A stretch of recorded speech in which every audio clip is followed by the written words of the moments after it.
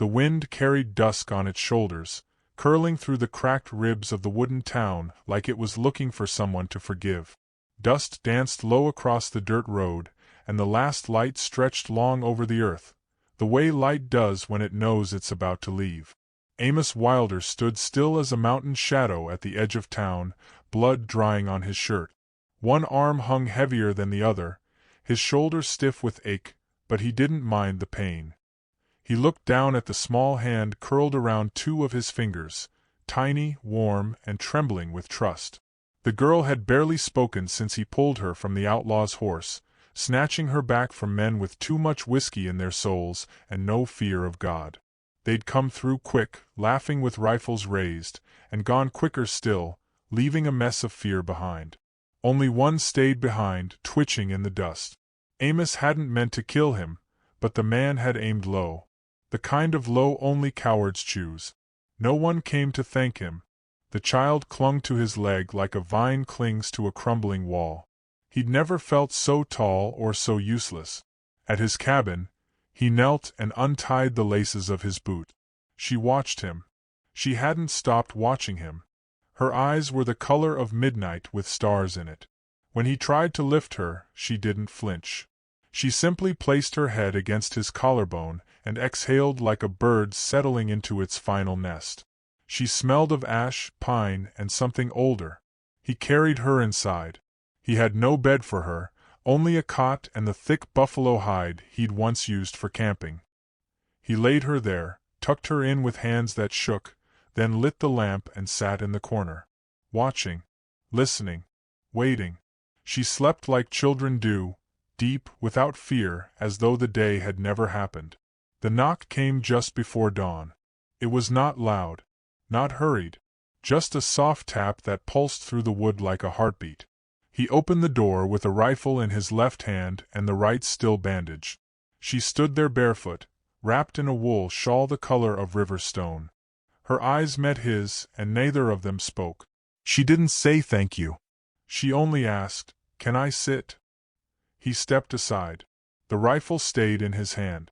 She moved like someone trying not to break something inside her. Her long braids swung low on her back, tied with a strip of red cloth. Her cheekbone held a bruise. Her lips, unpainted, pressed tight as if she'd stitched them shut to keep the grief in. The girl, still curled on the hide, stirred. "Why, the woman said gently. The child sat up at once, then crawled across the floor and buried her face in her mother's lap. He set the rifle down, slowly. "I brought you this." The woman held out a small bundle of leaves and roots tied in cloth. "It'll help your shoulder." "Thank you," Amos said, though the words didn't feel big enough. She didn't reply, only turned her face toward the child and began humming, a low sound that filled the space like smoke fills a pipe. He didn't recognize the melody. It felt older than him, older than the land. He made tea. Not because he was thirsty. Not because it was polite. Because the sound of her voice made him want to do something kind. They sat with the silence for a long while. When she stood to leave, the girl wouldn't follow. Instead, she reached for Amos's hand. "She doesn't usually take to strangers," the woman said. Amos swallowed. "I'm not used to being taken to." She gave the smallest nod, then gathered her shawl. Her footsteps left no sound.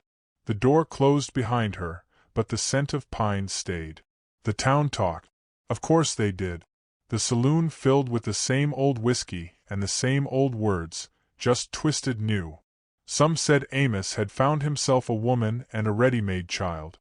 Some said he'd gone soft, letting a widow with a red tongue step inside his walls. Others said nothing, but spat harder when she walked past. The girl, now called Snow by those who couldn't pronounce Waya, began leaving pebbles on Amos's porch. Every few days a different color. One morning a carved bear. Another, a braid of prairie grass. Sometimes Edsela came with her, sometimes not. Amos watched the gifts pile up and wondered if this was what affection looked like from people who didn't trust words. Edsela began bringing food. He never asked. She just arrived with quiet hands and left behind things that warmed his kitchen.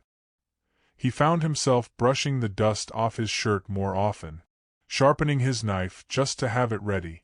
The bruises on her face faded. Others came to take their place, subtler ones, the kind that don't show but weigh more. He didn't ask who had done it. She didn't offer. But one night, she leaned against his porch post and whispered, "The man who killed my husband is back in this territory." Amos looked up from whittling. "He rides with a black coat and 3 crows stitched on the collar." The knife paused. "I know that name. He knows mine, too." Her voice cracked like frost breaking underfoot. For the first time, she seemed unsure of her own legs. Amos stood, not to ask, not to press, just to be near. "I need to know my daughter will be safe." He nodded once. "No promises. Only that." She exhaled. Her shoulders slumped in relief. As if, for once, someone had braced the wind for her. The next day, he rode into town. Sheriff Clay Boone didn't meet his eye. Just polished his badge and said, "You don't want trouble with that one, Amos. He don't play by any law I can enforce." "I ain't asking for law," Amos said. "I'm asking for time." The sheriff frowned. "You care for that woman?" Amos didn't answer. But his silence said more than 1,000 love songs. That night, a fire lit outside his cabin. Not his doing. 3 men stood there, drunk on their own hate. They didn't shoot. They just watched, laughing. "She's a savage," one of them slurred. "You want to raise a red girl, you do it in hell, cowboy." Amos stood in the doorway, bare-chested, barefoot, with a hammer in his grip. He said nothing. But he didn't step back either. They left before dawn. The next morning, Adsila brought her daughter again. This time, she lingered longer. Helped him fix a shutter. Gather kindling.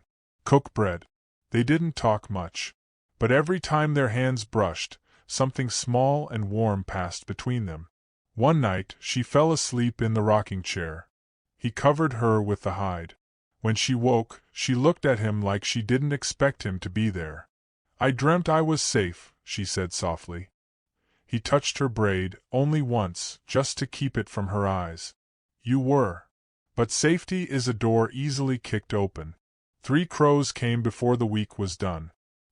He rode in with 7 men and a smile sharp enough to slice bone. The sheriff wouldn't face him. The town turned to glass. And Amos stood in front of the cabin, watching smoke curl from their guns. He told Adsila to take Waya and run. She didn't. "You told me not to run from storms." "I didn't mean this storm." But her hand gripped his. "Steady." "Sure." They came at dawn. No speeches. No warning. Just bullets cracking wood, glass, bone. Amos fired back with calm fury. Adsila pulled Waya into the root cellar. One outlaw kicked in the door. They fought in close, sweat, breath, blood. Amos took a bullet in the shoulder and still kept swinging. When it was done, he lay on the floor, blood pooling around him like ink. The world went dim. But he could still feel her hand on his chest. Still hear her voice saying his name like it was a prayer with no God to answer. He woke to rain. It whispered on canvas above him. She'd strung up cloth to catch the drip. The girl slept beside him, fingers clutching his thumb. Adsila stirred broth over a fire. Her hair was undone. "You're alive," she said. No emotion. Just fact. "I remember falling," he said. "You didn't." He looked at her. She looked back. Then said the words without fear, without shame. "I've already buried one man I loved. I won't bury another." His breath caught. She touched his face, gently. "I'm not asking you to love me. I'm just telling you I already do." Outside, the rain turned to flakes. Thin, strange snow in August. He reached for her hand. This time, he was the one who trembled. Snow stirred, blinked once, and smiled like a sunrise being remembered. He leaned back, exhaling all the loneliness he'd held in his ribs for 10 years. Somewhere in the dark, a hawk cried. And the wind passed by the cabin, soft and slow, like it no longer had to hurry. They sat in silence, bruised but whole, as snow danced on the windowsill. And in that hush, he finally understood. Not all storms come to break things. Some come to clear the sky.